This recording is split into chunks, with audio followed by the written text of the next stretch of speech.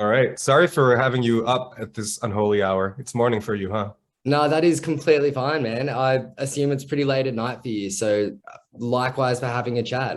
It's massively appreciated. So for anyone Likewise. that may have just tuned in, I guess we do have Manuel from Zeal Ardor on the line, well, on the Zoom. I still say on the line because I'm so used to phone calls, but it's all Zoom nowadays. So it's, It it's is. probably not the right term. But Manuel, lovely to have a chat. How's it going, man? I'm doing great. Just ate way too much Burger King, to be honest, but I think I'll get through it. You can Yeah. always get through too much Burger King, 100%. Mhm. It can be difficult at times though. I've definitely had a few food comas from, well, it's called Hungry Jack's in Australia, but I've I've Hungry said, Jacks. Okay. yeah, it's actually a bit of a weird story. So a guy back, well, this is what everyone has always said. I've never actually Googled it, so I don't know the legitimacy, but apparently back in the day, someone bought out the name Burger King in Australia. So when Burger King tried to move over, they had to purchase the name to get the royalties back. So instead, they just changed it to Hungry Jack's. So we're the only country worldwide that Burger King's called something different. So we still have it's all like Whoppers and everything's the same, just a different name. Oh shit. But did people actually find the elusive actual Burger King, the OG Australian? No, so it doesn't exist. The guy just like bought the name, kind of expecting, yeah, they're going to move over and then they're going to purchase this name off me. And instead, they just went for something completely different. That's a good grift, though. I have to commend that one. Yeah, it's definitely, it was worth a try. Yeah.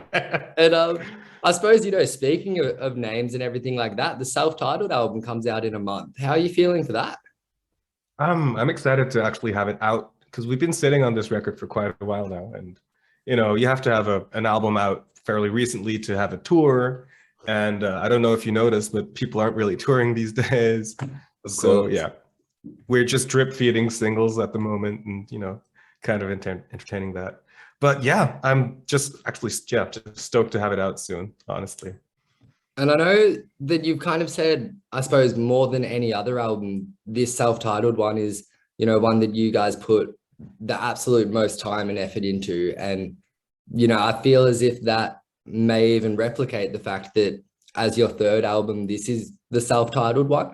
Like this is the one that you guys are putting Zeal and Ardor next to. Was that intentional? I mean, was that something that you felt it's more representative of the band? Definitely. And I'm fully aware that this is every band talking about every album ever. But yeah, it feels like we actually achieved what we want to sound like finally. Mhm. Also, maybe there was a little bit of we didn't have a better idea for a name in there. But, between the two columns, I think there lies the truth. Yeah. No, well, I appreciate the honesty 100%. And, in terms of that sound, it is kind of a step up and quite eclectic and includes a lot of different genres, but it is largely, the sound that you have been kind of pushing over the last few years, which I suppose for the viewers that may not be as familiar with Zeal and Ardor, can you briefly explain it? Because I feel you can do a better job than I can.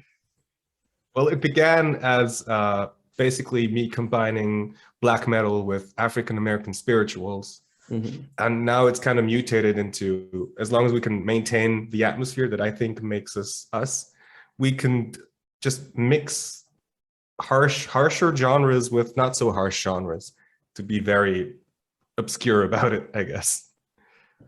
Absolutely. Well, and I feel, you guys do that incredibly well. Like Churchburn has that kind of fantastic negrito, like R&B kind of modern day blues style to it, which I really like. But then Immersion's almost like, a film score where it's all ambient synths. And then some of those screams that come in are just fucking brutal, man. Like you're definitely kind of merging those genres. And they're, as I've seen you kind of say in different interviews before, I mean, so on the opposite ends of the spectrum in the musical world. And it's something I've always kind of found interesting, especially the inclusion of, as you said, kind of black spiritual music, where kind of historically, well, I cannot use the word historically when talking about black spiritual music. 20 years ago, I remember like Moby and certain electronic artists were using gospel samples. And a huge reason for that was, Napster was coming in, downloading and file sharing was becoming a massive thing. So they actually found that because they were over 100 years old, they didn't have the Creative Commons copyright on it. Yeah. And that had kind of often been, how I'd found it used in modern day music. So, the fact that someone kind of mentioned it on 4chan and as I saw you say in an interview previously, I mean, it kind of seemed like it was mentioned in somewhat more of a racist sense, and you've gone, nah, fuck you, I'm gonna turn this into something pretty cool. Yeah, I think it's Yeah. incredible.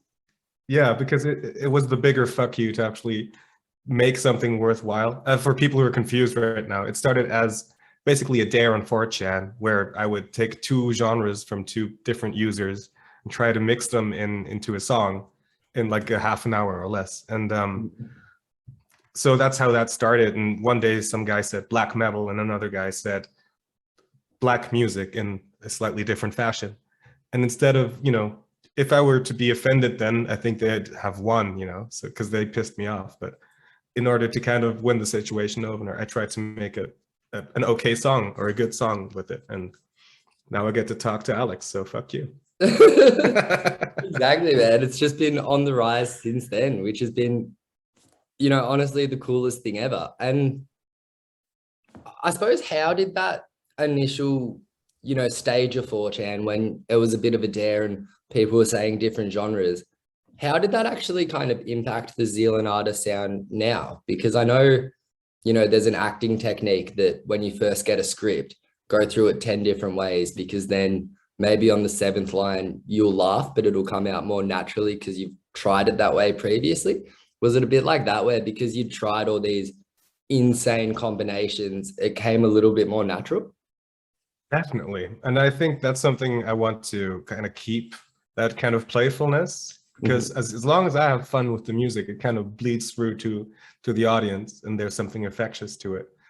Whereas if I just kind of go through the motions and say, okay, let's do another blues and another metal thing, people sense bullshit. And I think no one would really enjoy that. So I have to have fun with it. Boo-hoo. Absolutely. I mean, exactly. I mean, that's what kind of turns an idea like that from, I suppose, like a gimmick, like an online thing into, you touring with a pet and getting it Premiere Sound or these incredible things that you've been doing, man. And it's absolutely amazing. I mean, your next year looks pretty insane, everything you've got planned. Yeah, we have like 80 gigs planned, of which we're probably going to do 3. But, but they're good gigs. Like, there's definitely a lot to look forward to if they do go ahead. Yeah, we're really stoked that we can do a Meshuggah tour.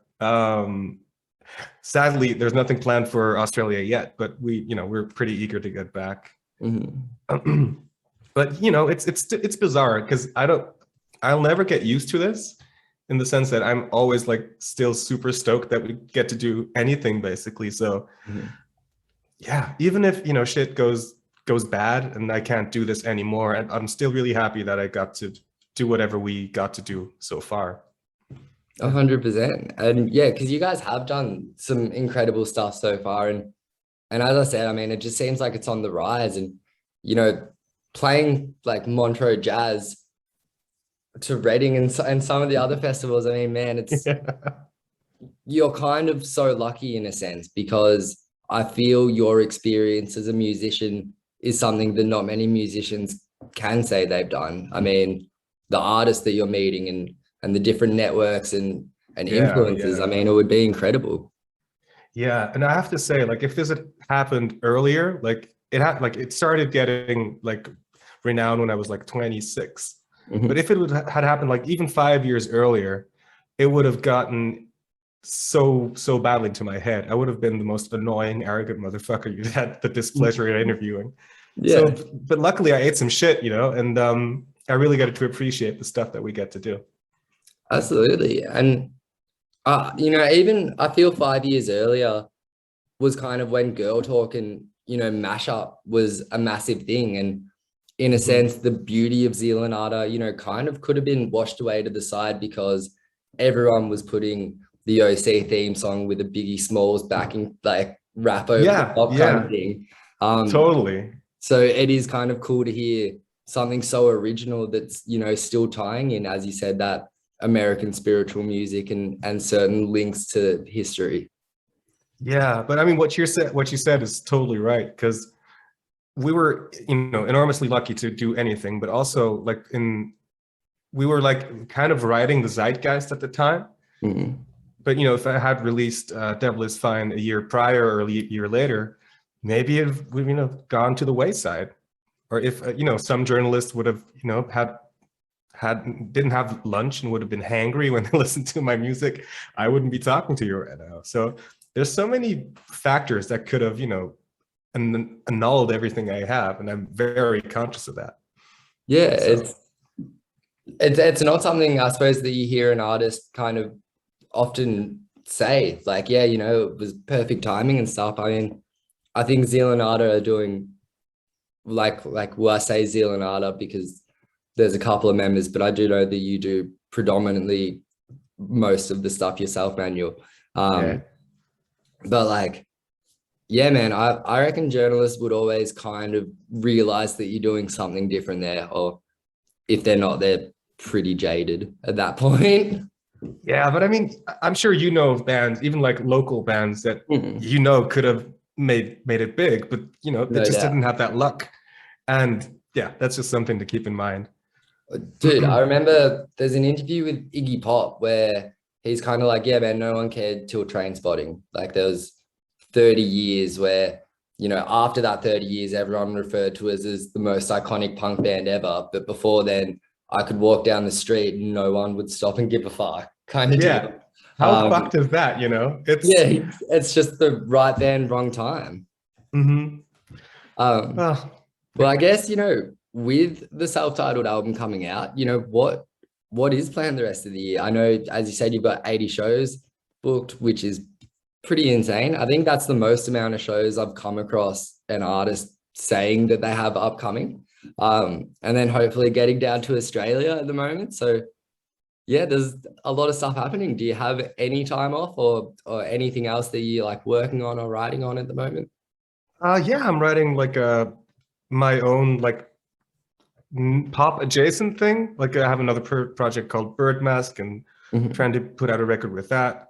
I have Awesome. another project called Gites where I did like a synth wave remix of one of the songs of this album.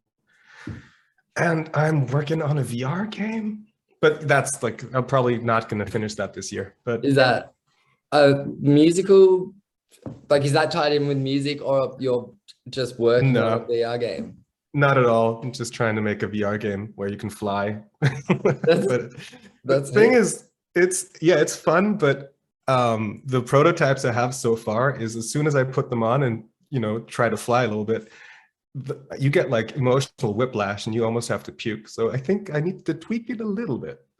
Is that something that you previously had a background in or something that you kind of just got into, you know, over the recent years? I've always enjoyed, like, been fascinated by game design, but I've never really tried it seriously, and I still fucking suck at it. But it's, yeah, just something I love doing. And because VR, that's a pretty gnarly one to, you know, jump straight into in a big sense where, I mean, you need to render entirely around you, like 360. I think that's hard. That's a lot of time that you need a pretty high-tech computer for that kind of stuff.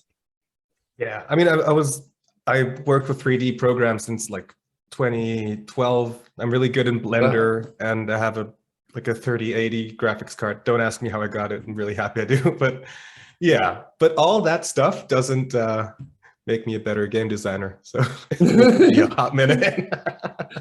Well, hopefully we've got that to look forward to next year. And, you know, with all these different side projects, you've obviously kind of got a few cool channels that people can get it plugged in a different way. I mean, fans of black metal and fans of African American gospel could also be fans of VR. So who knows, that could all link up pretty well. We'll see. We'll see. Maybe I'll just make a bunch of people puke, which still would be funny. It would be effective. If there was a disclaimer saying this game will make you puke and it was a 99-cent game, I'd spend the dollar. I'd be like, yep, I'll give this a try. I mean, now that you say it, I think that would be a bestseller too, because it would be like this thing that you'd buy for like a party, like let's get fucking Matt puking from the VR thing. 100%. It's like anything getting slapped with an R rating, just automatically now making $1 billion. Yeah, yeah, Just gets there. Well, thank you so much for having a chat this yeah. This morning was or super. tonight for yourself, Manuel. And best of luck with the release of the self-titled album, man. I'm sure it's going to be a killer, and we'll hopefully see you in Australia in a couple of months or as soon as everything can, kind of thing. But Hell yeah. thank you so much, man. Cheers. It's been a pleasure.